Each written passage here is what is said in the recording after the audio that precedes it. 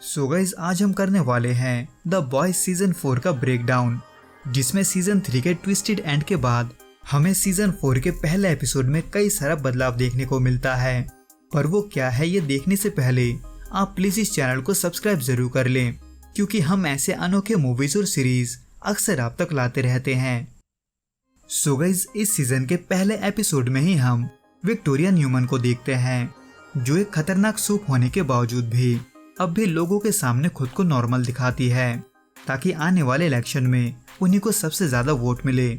जिसमें इसी कैंपेन के बीच हम किमिको को भी देखते हैं, जो उस कैंपेन में अपने टीम के साथ विक्टोरिया को रोकने आई थी, जिसके लिए फ्रेंची कुछ केमिकल्स को मिलाकर किसी तरह का एसिड तैयार करता है, ताकि वो उससे विक्टोरिया को अंधा करके उसे पावरलेस बना सके। क्योंकि बुचर के पूरे टीम को ही ये पता था कि विक्टोरिया अपने पावर्स के साथ कितनी खतरनाक है। पर एक ट्विस्ट के साथ हमें यहाँ पर बॉयज के टीम लीडर में भी बदलाव देखने को मिलता है, यानी कि बुचर के बजाय एमएम बॉयज की टीम को लीड करता है, जो कि ऑफिशियली CIA के लिए काम करने लगे थे। और रही बात बुचर की, तो वो टेम्प वी का डोज बार बार लेने के वजह से न सिर्फ कमजोर पड़ने लगा था, बल्कि वो अपने आसपास किसी को इमेजिन करके उससे बातें भी करने लगा था। जिसमें इसी बीच में होमलैंडर भी काफी परेशान दिखाई देता है, क्योंकि पिछले सीजन के एंड में एक आदमी को सरेआम मारने के वजह से उस पर मर्डर का चार्ज लग चुका था, और उसके ऊपर से अपने सफेद झड़ते बालों को देखकर वो और भी परेशान हो जाता है, क्योंकि धीरे धीरे वो बुढ़ा हो रहा था। पर होमलैंडर इस फ्रस्ट्रेशन को अपने अंदर छुपाते हुए रायन को लेकर विक्टोरिया के कैंपेन में बिन बुलाए ही चला जाता है, ये सोचकर कि पहले की तरह ही विक्टोरिया इस बार भी उसका काम कर देगी। यानी कि होमलैंडर यहाँ पर अपने मर्डर केस के सिलसिले में आया था, पर विक्टोरिया साफ साफ उसका साथ देने से मना कर देती है, जो कि एक तरफ चल ही रहा था कि वह दूसरी तरफ से फ्रेंची और कमिको उस एसिड को आई ड्रॉप के बोतल में डालकर विक्टोरिया के रूम में जाते हैं। पर वहाँ के सिक्योरिटी को उनका साथ देता देखकर ये तो साफ हो जाता है कि CIA के अलावा कोई ऐसा है जो उनके तरह ही विक्टोरिया से छुटकारा पाना चाहता है। पर इसी बीच रायन को वहाँ पर देखकर बुचर खुद को नहीं रोक पाता, बल्कि वो अपने बातों के जरिए रायन को ये समझाने की कोशिश करता है कि उसे होमलैंडर को छोड़कर उसके साथ जाना चाहिए, जो कि चल ही रहा था कि तभी होमलैंडर भी वहाँ पर पहुँच जाता है। पर वो बुचर को कुछ नहीं करता, क्योंकि वो एक्सरे विजन से ही ये देख सकता था कि बुचर टेम्प वी के वजह से बहुत ही जल्द मरने वाला है।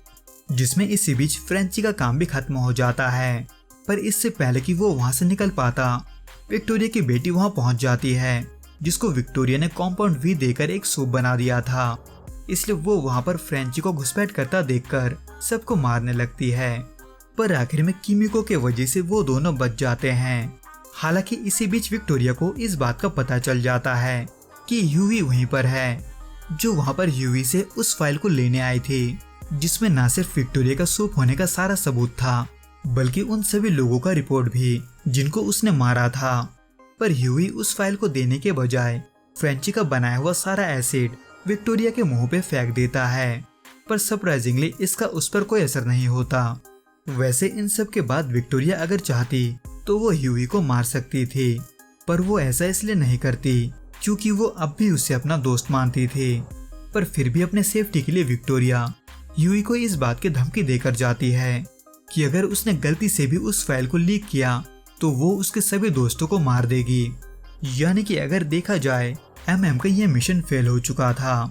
इसलिए इस नाकामी के साथ वो ऑफिस पहुंचता है, जहां पर ग्रेस के साथ वो शख्स भी मौजूद था जो विक्टोरिया को अपने रास्ते से हटाना चाहता था, यानी कि रॉबर्ट सिंगर, जिसके लिए विक्टोरिया काम करती थी। इन शॉर्ट, रॉबर्ट सिंगर भले ही प्रेसिडेंट बनने के लिए इलेक्शन में खड़ा था, लेकिन उसे न सिर्फ विक्टोरिया के सूप होने के बारे में पता था, बल्कि वो ये भी जानता था कि अगर वो प्रेसिडेंट बना तो उसके बाद विक्टोरिया वाइस प्रेसिडेंट से प्रेसिडेंट बनने के लिए उसे मार देगी। और अब जब विक्टोरिया से निपटने का उनका प्लान भी फेल हो चुका था, तो ऐसे में रॉबर्ट को इस बात का टेंशन होता है कि विक्टोरिया को इस बात का पता ना चल जाए कि इस हमले में उसी का हाथ था। जिसमें इसी बीच ऑफिस के बाहर बुचर से उसका एक पुराना दोस्त मिलता है, जो कि बुचर के काबिलियत के वजह से उसे अपने टीम में लेने आया था। एक ऐसा टीम जिसका मकसद सूप को मारना होता है। हालांकि बुचर इसके लिए हाँ नहीं बोलता, बल्कि वो इसके बजाय सभी के पीठ पीछे विक्टोरिया से एक सौदा करने जाता है। इन शॉर्ट, विक्टोरिया होमलैंडर जैसे सूप से निपटने के लिए एक वायरस बनवा रही थी, पर अब जब उसमें काम अब भी बाकी था तो ऐसे में होमलैंडर से निपटने में बुचर विक्टोरिया का साथ देने की बात करता है, लेकिन रायन के बदले में, जिसके लिए विक्टोरिया हाँ तो बोलती है, पर एक शर्त पे, ये कि इन सबसे पहले बुचर को वो फाइल लाना होगा जिसमें उसके सूप होने का सबूत है,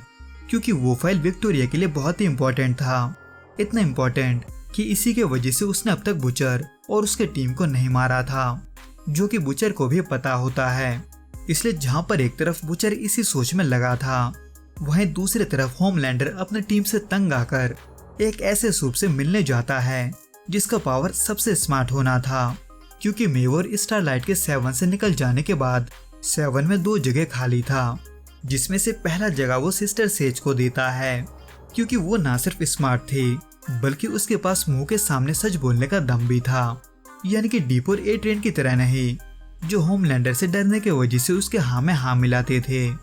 वैसे तो होमलैंडर को 7 का परवाह नहीं होता, उसने सिस्टर सेज को 7 में बस इसीलिए डाला था ताकि वो उसे ना सिर्फ मर्डर केस से निकाल सके,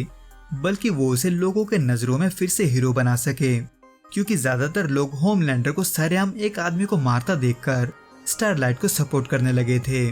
यानी कि बेसिकली लोगों के बीच में 2 ग्रुप बन चुका था, जिनमें से एक में लोग होमलैंडर को सपोर्ट करते थे और एक में स्टारलाइट को। इसलिए जिस दिन कोर्ट में होमलैंडर के केस का फैसला होता है, सिस्टर सेज उसी मौके का फायदा उठाने का सोचती है। वैसे तो अभी तक सिस्टर सेज के बारे में किसी को पता नहीं था, पर खुशकिस्मती से एमएम का नजर उस पर पड़ ही जाता है, जो कि अपने एक्स वाइफ के पति को फॉलो करते हुए वहां पहुंचा था। पर एमएम को ये समझ में नहीं आता कि वो सिस्टर सेज से क्यों मिल रहा है। इन शॉर्ट, सिस्टर सेज ने कुछ ऐसे लोगों को होमलैंडर से मिलने के लिए बुलाया था जो उसके बहुत बड़े फैन थे, पर होमलैंडर उनसे मिलते ही सिस्टर सेज के कहने पर उन्हें ब्लैक नोवार और डीप के हाथों मरवा देता है। पर क्यों, ये ना तो डीप को पता था और ना ही ब्लैक नोवार को, जिसमें इसी बीच होमलैंडर के केस में कोर्ट का ये फैसला आता है कि वो गिल्टी नहीं है, क्योंकि उसने अपने बेटे के डिफेंस में उस आदमी को मारा था, जिसको सुनकर कोर्ट के बाहर मौजूद आधा भीड़, जो कि होमलैंडर को सपोर्ट कर रहे थे, वो खुशी मनाने लगते हैं। पर उसी बीच सिस्टर सेज स्टारलाइट के भीड़ से निकलते हुए दोनों ग्रुप के बीच में जानबूझकर दंगे करवा देती है। वैसे तो इस दंगे को रोकने के लिए स्टारलाइट के अलावा बॉयज का पूरा टीम भी शामिल हो जाता है, पर इसी बीच मौका देखकर सिस्टर सेज ए ट्रेन को बुला लेती है उन लाशों को लेकर जिनको उन्होंने मारा था, ताकि सबको ये लगे कि ये सब स्टारलाइट के वजह से हुआ है। इसलिए जहाँ पर एक तरफ लोगों के बीच होमलैंडर को लेकर सिंपैथी बढ़ जाता है, वहीं दूसरी तरफ स्टारलाइट को लोगों की तरफ से नेगेटिव रिएक्शन मिलता है। पर इन सब में ह्यूई स्टारलाइट के साथ नहीं होता, क्योंकि उसके पिता को स्ट्रोक होने की वजह से वो फिलहाल हॉस्पिटल में था, जहाँ पर वो अपने माँ को वापस आता देखकर शॉक रह जाता है, क्योंकि वो उसे बचपन में ही छोड़कर चली गई थी। यानी कि अगर देखा जाए तो इस सीजन का पहला एपिसोड हमारे बॉयज के फेवर में बिल्कुल नहीं होता, लेकिन लास्ट के सीन में बुचर को देखकर ये जरूर लगता है कि उसमें फाइट अभी बाकी है, क्योंकि अपने इमेजिनरी फ्रेंड बेका से बात करने के बाद वो ये फैसला करता है कि वो ह्यूई को धोखा देकर वो फाइल विक्टोरिया को नहीं देगा, जिसके साथ ही ये एपिसोड यहीं पर खत्म हो जाता है। तो दोस्तों, इस वीडियो में बस इतना ही। आपको ये वीडियो कैसा लगा आप हमें कमेंट करके जरूर बताना। मैं आपसे फिर मिलूंगा कुछ नए और ऐसे ही अनोखे मूवीज के साथ। अगर आपको ये वीडियो पसंद आए तो प्लीज इस वीडियो को लाइक, शेयर और प्लीज इस चैनल को सब्सक्राइब जरूर करें। Till then goodbye and be safe.